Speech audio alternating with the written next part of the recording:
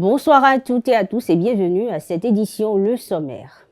La ministre des Affaires sociales, Véronique Toye-Fodé, a dressé bilan des actions menées par le gouvernement Talon dans son département ministériel depuis plusieurs années. Et c'était au cours de l'émission Reddition de comptes PAG 2021-2026. Les autorités de la ville de Cotonou prennent de nouvelles mesures en ce qui concerne l'affichage publicitaire dans le Grand Nokoué. Le maire de la ville l'a fait savoir à travers un communiqué. Le Royaume-Uni signe un accord avec l'Irak pour réduire l'immigration illégale. On en parle également dans cette édition.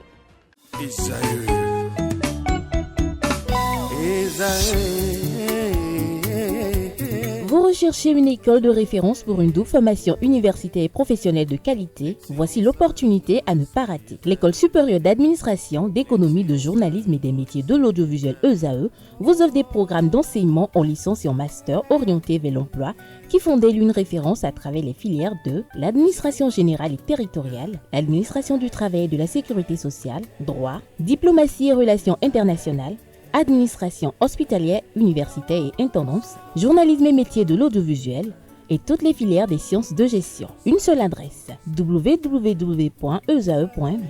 Rendez-vous dès maintenant sur nos campus ESAE Bedjromende au numéro 90 93 65 21 ou au numéro 98 98 14 00. Paracourt sur le numéro 52 46 12 12. Aboumé-Calavi au numéro 52 88 44 44. Akpaka au numéro 52 88 33 33. ESAE, l'excellence à un nom.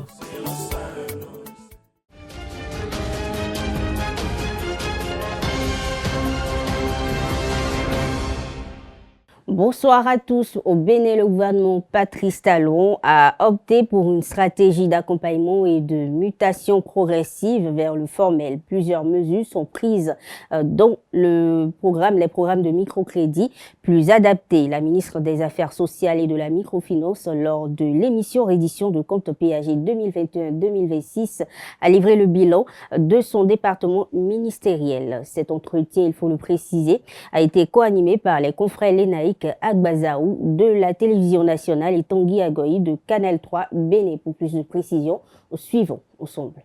Je voudrais d'abord rappeler que, effectivement, avant 2016, le microcrédit se distribuait main à main aux parents, parfois aux amis. Ce que je veux dire par là, c'est sans grande traçabilité, avec aussi des intermédiaires qui prélevaient des commissions, des intérêts.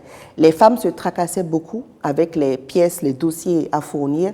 Par exemple, pour emprunter un crédit de 50 000 francs CFA, il y avait beaucoup de faux frais. Il y avait déjà une carte de 5 000 francs achetée en dehors des intérêts qui étaient plus grands. Donc, le résultat de tout ça, c'est un fort taux d'impayés et des ressources qui étaient totalement effondrées avec des milliards de dettes pour les SFD. Donc, si on ne faisait rien, cette banque des pauvres, qui est le Fonds national de la microfinance, s'effondrait complètement. Donc, il a fallu repartir à zéro, dépolitiser le programme et reconstruire le front. Comment ça s'est passé alors, la remise en marche? Alors, la remise en marche, comme ça a été dit dans le reportage, avec tous les audits et pour les réajustements, et nous sommes partis avec la digitalisation. La digitalisation a apporté de la transparence. Le fait de passer par le téléphone a permis d'éviter ou de limiter les contacts intermédiaires, d'éviter les doublons, de rembourser également directement par le téléphone, puisque tout se passe par le téléphone. Et ce sont ces remboursements-là qui sont suivis de près, scrupuleusement, par le FNM. Ce sont également ces remboursements qui assurent la durabilité du programme. Donc, les conditions ont été améliorées. Le montant des prêts est passé de 30 000 à 50 000, puis à 100 000 francs CFA, comme on a pu le suivre. Le taux d'intérêt également a été réduit à 4%. Tous les faux frais ont été supprimés, donc les frais de dossier qui sont les seuls qui restent sont passés de 1 000 francs à 400 francs CFA. Et désormais, on n'a pas besoin d'une autre pièce que le RAVIP ou le CIP pour pouvoir octroyer un microcrédit, mais le coût même du CIP a été également revu, rendu totalement accessible par l'État. Au Bénin, la microfinance est l'un des tout premiers axes d'intervention sociale lancés par le gouvernement du président Talon dès son arrivée au pouvoir en 2016. Le microcrédit à la FIA est né des réformes organisationnelles opérées au niveau du Fonds national de la microfinance par le gouvernement et l'objectif visé est de faciliter aux personnes vulnérables exclues des systèmes classiques de financement l'accès au crédit. Suivons ensemble à ce propos un reportage réalisé par la présidence de la République.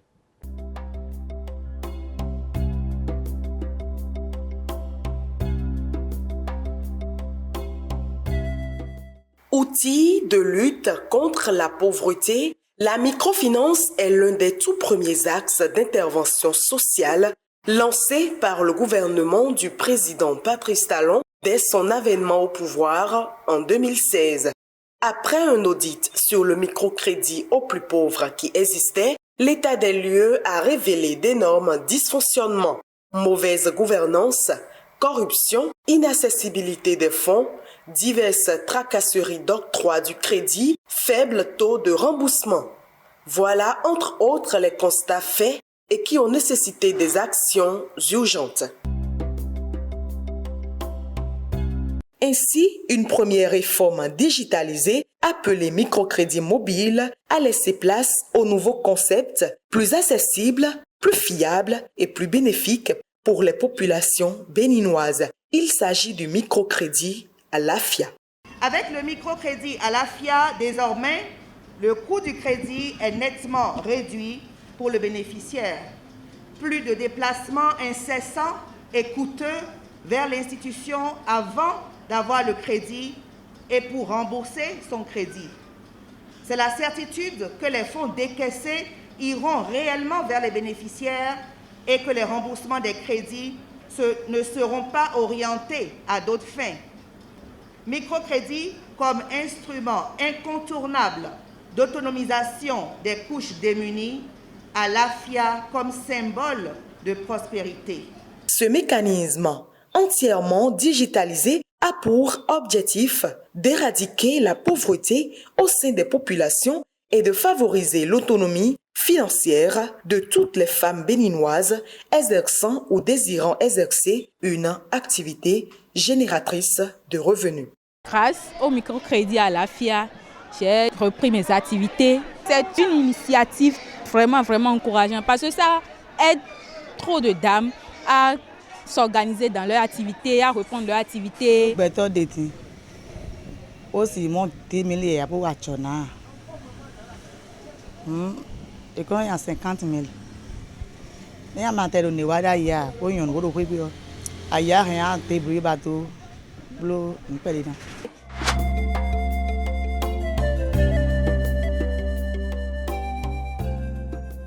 Quoi est mino ida ileo mau ye no rumi we quoi vi ono supo bo ando quoi e amobi huyo anzedo quoi de an isu ome bo ale de si ajo quoi ome bo na le isu na e lo dion e vivin mi tan quoi 50 000 mi yo e jeji yo chaki we mo ene e we je quoi ji. C'est vrai que Mignablo près d'ailleurs mais c'est ouvert.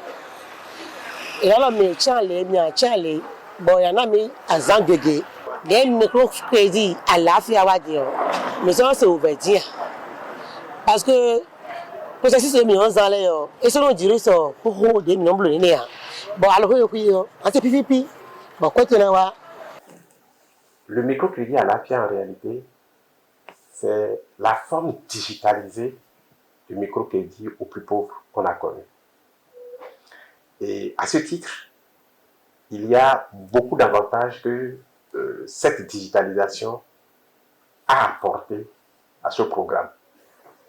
D'abord, le fait que ce programme soit digitalisé permet d'abord de réduire sensiblement les coûts aux bénéficiaires qui sont déjà une cible vulnérable, comme on l'a dit. Donc, premier avantage, réduction des frais pour le bénéficiaire. Mais un autre avantage, c'est la rapidité, en ce qui concerne les FNM surtout, la rapidité dans la mise en place de ce crédit aux partenaires que sont les systèmes financiers décentralisés. Et c'est un produit novateur parce que quelque part, par le transfert de monnaie électronique, les clients reçoivent directement, soit directement sur leur porte-monnaie électronique, les crédits qui sont déboursés. Et ensuite, il y a une certaine célérité dans le traitement. 10 milliards, 6 millions de crédits déboursés pour 164 000 bénéficiaires. Et vous imaginez pour des petits montants, entre 30 000 et 100 000. 4 ans après son lancement, le microcrédit a prouvé son succès au Bénin en faisant sortir progressivement des populations vulnérables de leur situation de précarité. Je l'annonçais en titre dans un communiqué en date du 27 novembre 2024. Le maire de Cotonou, Luc Setondi Atrokbo, a réaffirmé les règles encadrant l'affichage publicitaire dans le Grand Nokoué s'appuyant sur un texte de loi. Le dit texte concerné interdit par ailleurs la position d'affiches sur des supports non autorisés, notamment les monuments naturels, les poteaux électriques et les téléphoniques, les lampadaires publics et les équipements liés à la circulation. En réponse à ces pratiques, des mesures seront prises pour dégager les affichages illégaux. Les contrevenants s'exposent à une amende de 50 000 francs CFA par jour, conformément à l'article 4 de décret. Et la police républicaine ainsi que les services techniques municipaux ont été chargés de veiller à ce que cette application soit respectée. L'association des villageoises d'épargne de crédit avec de Zongo-Révier a célébré ses 2 ans d'existence le mercredi 27 novembre 2024. Plusieurs activités phares ont été effectuées dans le cadre de cette célébration. Le reportage est signé Anaël Dou. Autonomisation pour de meilleures actions. C'est dans cette dynamique que s'inscrit cette célébration de la 2e année d'existence de l'association villageoise d'épargne et de crédit avec de Révier Zongo. Et comme premier acte, l'association a effectué un don de matériel pour la réfection de 3 salles de classe de l'école Révier Zongo.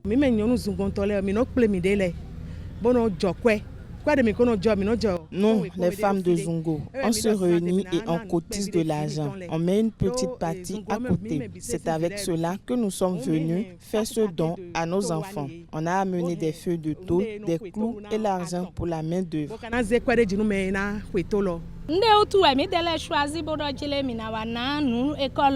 On a constaté que l'école de Zongo a beaucoup de besoins. Les salles ont des toitures percées et quand il pleut, les enfants sont dans l'incapacité de travailler.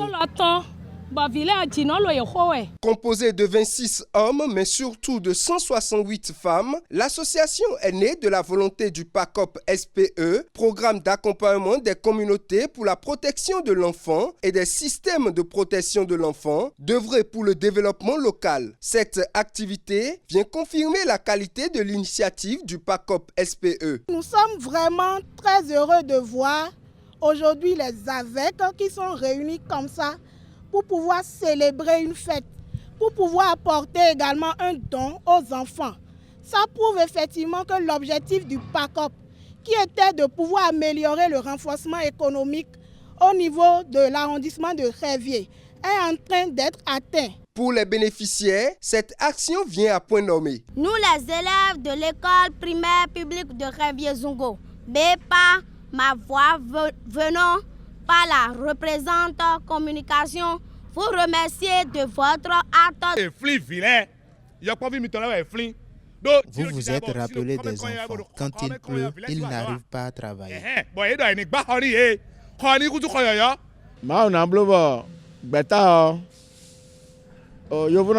Dieu va élever davantage l'association et elle sera intouchable et prospère. Avec Zongo Tonaï.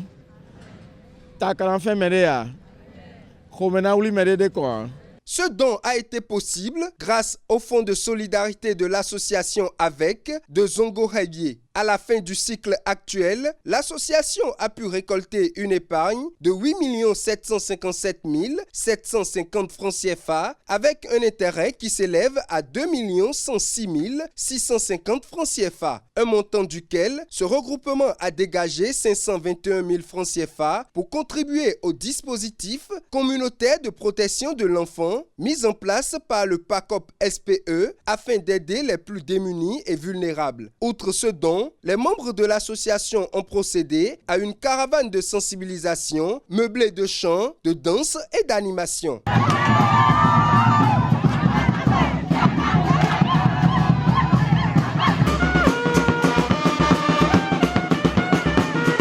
Ce moment a également permis de faire connaître l'association à la communauté de Zungo-Révier. Les festivités se sont poursuivies avec des communications sur la protection de l'enfant et l'épargne. Toute cette célébration a été possible grâce au dynamisme et au leadership du chargé en renforcement économique de la localité.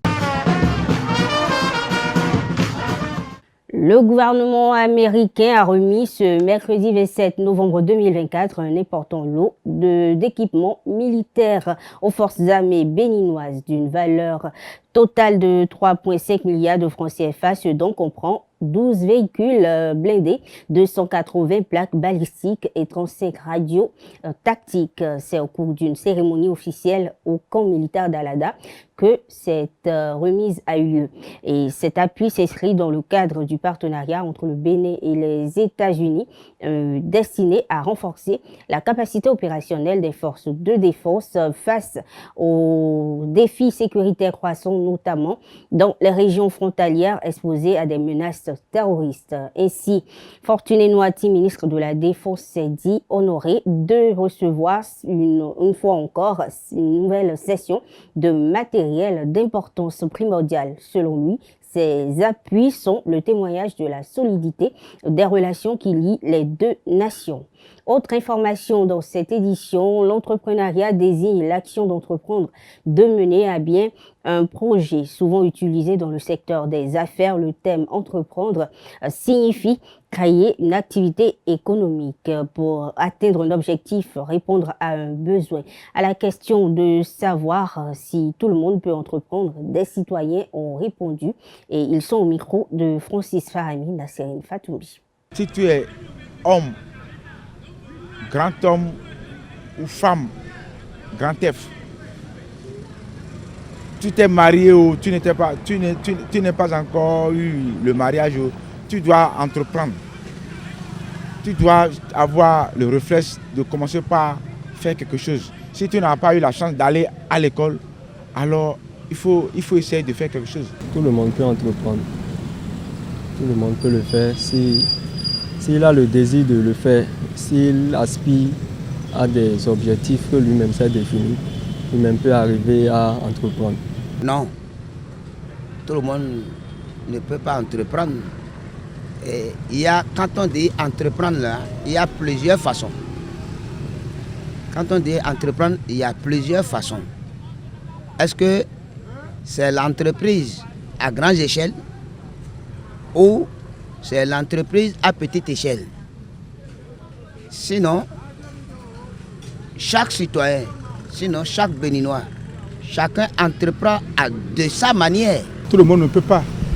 Il y a des gens qui vont entreprendre, mais il y a des gens qui ne peuvent pas parce que on n'a pas la même philosophie, on n'a pas la même pensée. Parce qu'il y a des gens qui veulent travailler pour des gens, surtout pour les bourgeois. Il y a des gens qui veulent être indépendants de leur activité. On n'aime pas trop créer d'activité. On veut gagner de l'argent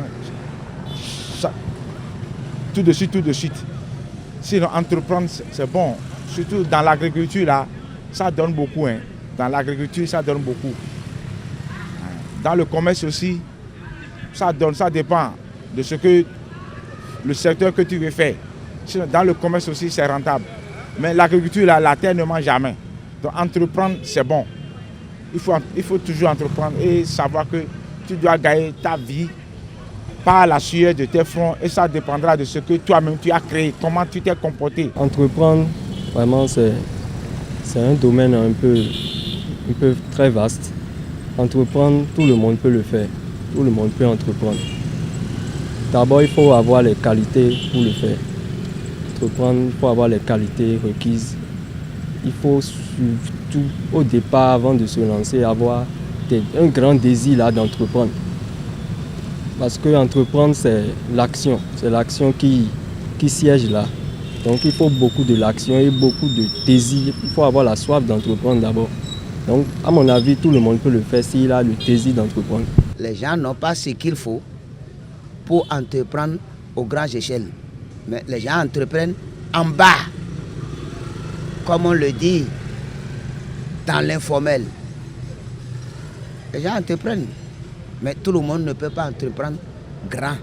Dans une relation amoureuse, l'homme est généralement perçu comme le plus susceptible à s'investir financièrement.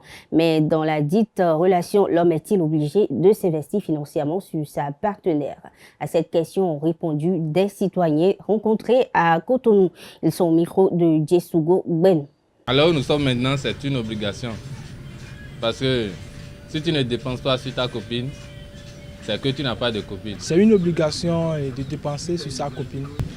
On doit dépenser pour sa femme, la mère de tes enfants, c'est normal. Mais pour une copine, c'est ça là qui est pas... Ça, c'est pas bon. Bon, si tu veux prendre une deuxième femme, tu peux le faire. Mais si tu n'es pas prêt pour prendre une deuxième femme, c'est pas bon de dépenser inutilement. Le mieux, c'est de s'occuper de ta femme qui est dans ta maison. C'est obligation de dépenser l'argent aux femmes. Il faut prendre soin de ta femme, tes enfants et être responsable. Être responsable, c'est de prendre en charge tout ce qui est de la maison et aussi ta femme aussi, hein, faut pas l'oublier. Il faut la chérir aussi, elle a fait beaucoup de plaisir. Aujourd'hui maintenant, est-ce qu'il faut parler de l'amour? L'amour là aujourd'hui, est-ce que l'amour existe encore? C'est rare. Ce qui remplace l'amour aujourd'hui, c'est de l'argent. Il y a des gens aujourd'hui, s'ils voient une belle femme avec la forme, c'est qu'ils doivent faire sortir l'argent. Ils savent que s'ils sortent beaucoup d'argent, la femme va l'accepter. Alors nous sommes là, si tu ne dépenses pas sur ta copine, c'est que tu n'as pas de copine. Donc c'est une obligation. Même si rien ne prouve que nous allons finir ensemble là, il faut dépenser sur lui. On ne sait jamais. Ça peut-être c'est elle et ton âme sœur. Ça peut ne pas être aussi. Donc la vie maintenant c'est comme ça. En tout cas moi j'aime ça quand même. Si tu es en train de draguer, si tu es en train de draguer la personne, tu dois dépenser et il va te faire confiance. Tu dois dépenser sur elle.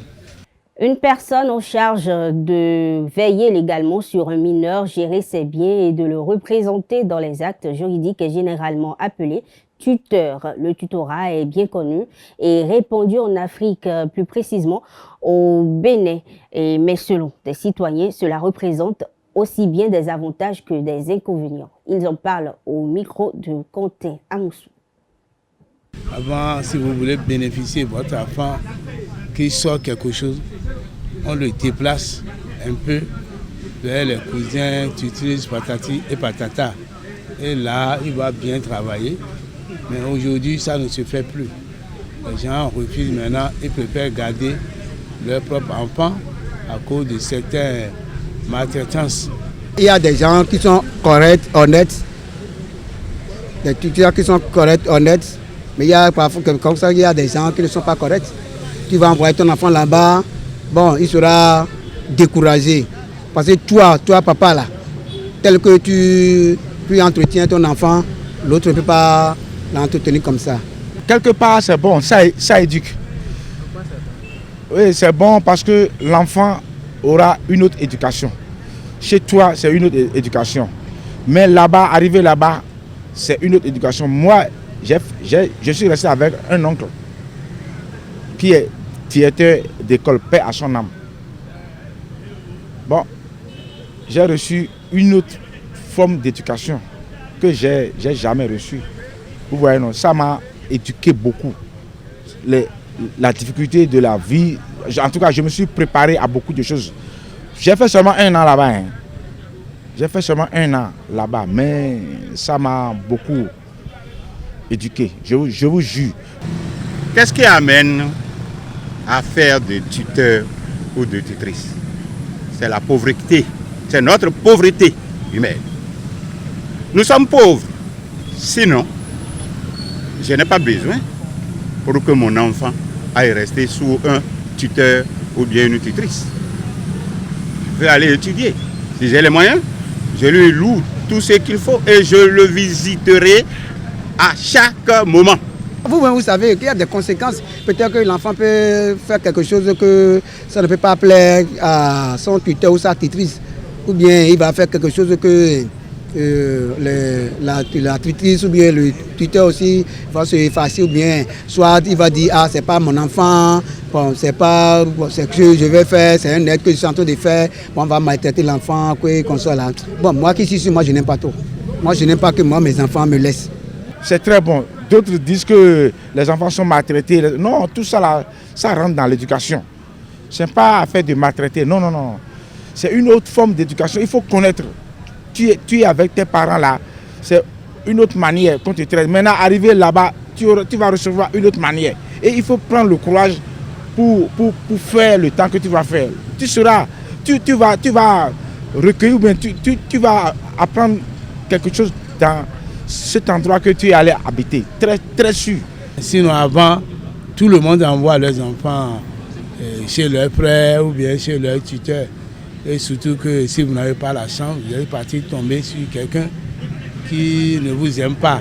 Et que c'est à cause des moyens que vous n'avez pas et vous croyez que votre enfant, votre frère est citadin, il est en ville, je peux envoyer ma fille chez lui et puis elle va profiter pour apprendre, vous vous trompez. Des conséquences, oui, des conséquences, parce que j'ai une petite fille qui a été battue à mort. Une petite fille, une fillette très très intelligente. À l'école, elle est toujours la première. Elle est toujours la première dans toutes les épreuves, même dans quoi.